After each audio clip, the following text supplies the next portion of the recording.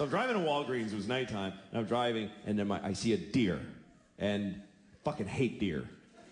I hate them because they're everywhere up there. I used to live in the city, and I loved deer then because I was this liberal in the city, and I'd see deer, and you know, you drive with your friends out to the country, and you see a deer, and everybody's like, oh my God, turn out the car, don't scare the deer. It's just so beautiful. Look at the beautiful deer.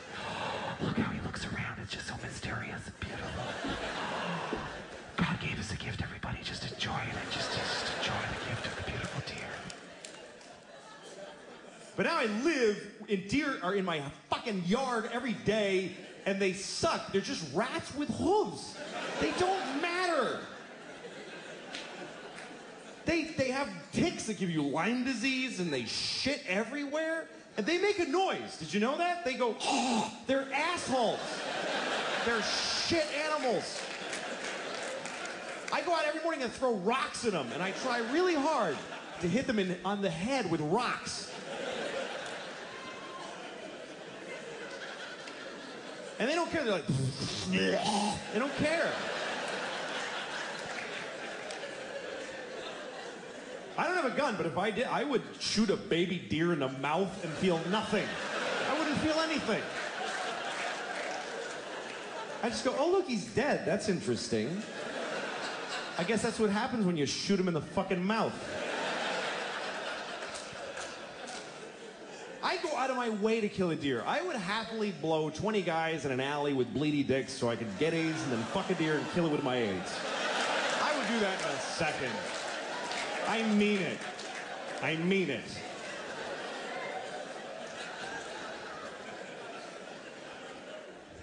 So I see this deer, and this is how dumb these deer... I hit him with the headlights, and he does, duh, that whole thing. And then he won't just go. He's like, can I go? Is it okay if I go? Like he, and I'm like, fucking go! You're gonna go! He's like, go! Like, just go! And then I get close, and then I try to kind of get away from him, and then I see him, and he looks at me, and he panics. I swear, and he ran and smashed his body into my fucking car. Like, just fucking destroyed my mirror, just shattered my mirror, broke his neck. I heard him break his own fucking neck, and then he just dragged his stupid deer head into the woods, and he died. And I'm glad he's dead. I was glad right away. I got out of my car, I did, and I yelled into the woods, I'm glad you're dead, you fucking idiot! I hope your dear wife finds you dead and dies of a broken heart. I hope your dear baby starved to death. You broke my mirror, you faggot, cunt, nigger deer.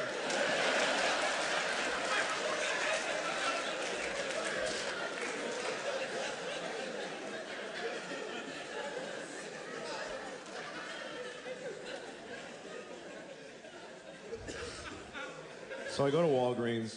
I just kept going. I gotta buy drugs all the time because I got kids. Kids are like buckets of disease that live in your house. And you get sick from them all the time. I got sick last week. I had a flu that I caught because my daughter coughed into my mouth. Just hit me right in the back of the throat. Like, thanks, honey, I'm sick right now. I can feel it already. She did this, by the way, because she's trying to tell me a secret. And she thinks you tell secrets into people's mouths. She takes her whole face.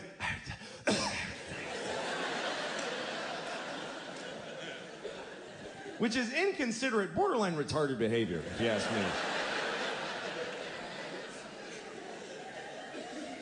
And by the way, she's 5 years old. What secret does she have that I really need to hear?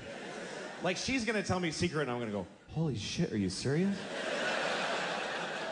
Oh my God. Honey, I won't tell anybody. That is fucked up though, seriously? She got an abortion on Christmas Eve? Oh my God.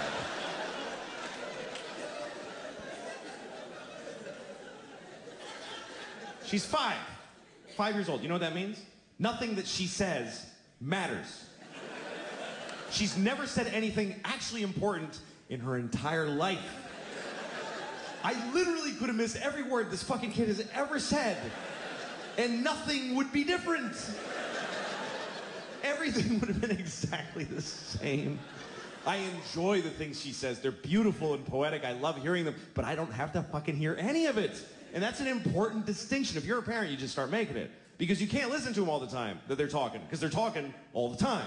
And they just talk whenever. They don't give a shit what you're doing or if it's a good time. I'm in a shootout with the cops, and she's telling me all kinds of shit. She doesn't care because she's fine. They're self-absorbed people. They have no ability. No 5-year-old ever goes like, no, go ahead and finish. I'll tell you after. It's fine. They just can't. And sometimes it's impossible. Like the other day, I was in New York City with my kids, and I got 2 of these fucking things. Remember that, please. 2 of them. And we're in the crowded streets. I got this one here, the 2-year-old. She can walk, but she won't. She's a bullshitter, so I'm carrying her.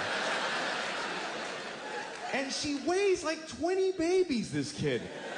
She's tiny, but she's got the density of a dying sun. I don't understand how she's this heavy. It feels like a fat raccoon holding a bowling ball. That's what she feels like.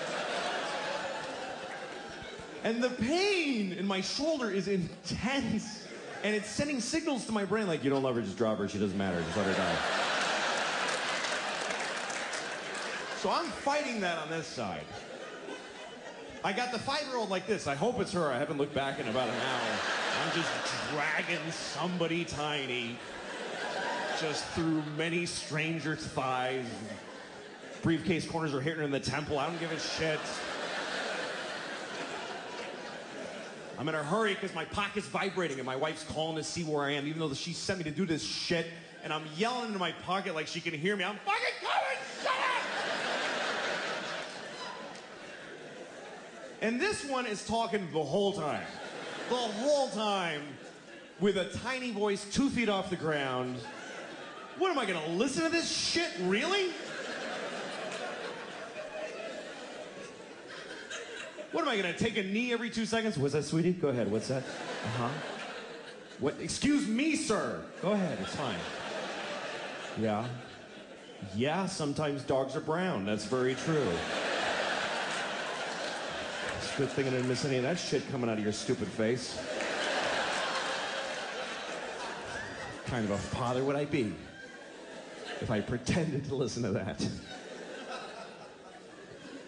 I remember the first time my daughter said a whole sentence. That was a big deal because she had never made a whole thought by herself. She just said the little words, and I was doing the dishes, and behind me I just hear her, she just goes, Daddy, I don't like chicken. I dropped my plate. My wife and I cried and hugged. It's a big moment. A week later, I'm making dinner. She goes, Daddy, I don't like chicken. Well, we're fucking having chicken. What are you talking about? I don't like chicken. I don't like you, okay? I don't like you. I don't like people that make me work and don't appreciate what I make for them. You don't like chicken? Make whatever the fuck you want then. Get out of your shitty little plastic chair and make your own dinner. Whatever it is you want so much. I don't like chicken. You'll like the chicken when I shove it up your ass, because that's where it's going if you don't eat it. Seriously. I will grind it up in the Cuisinart and then blow it up your ass with a straw. I gotta feed her. She's gotta eat.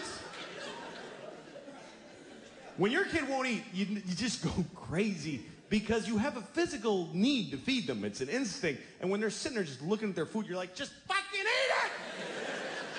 You'll die, you idiot. Eat the food.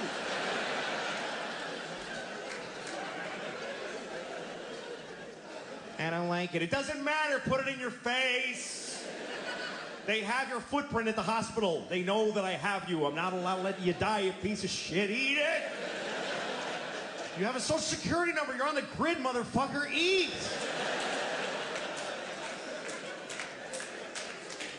If you're skinny, I go to jail. Do you understand? And I love my kids and I die for them, but my life fucking stinks.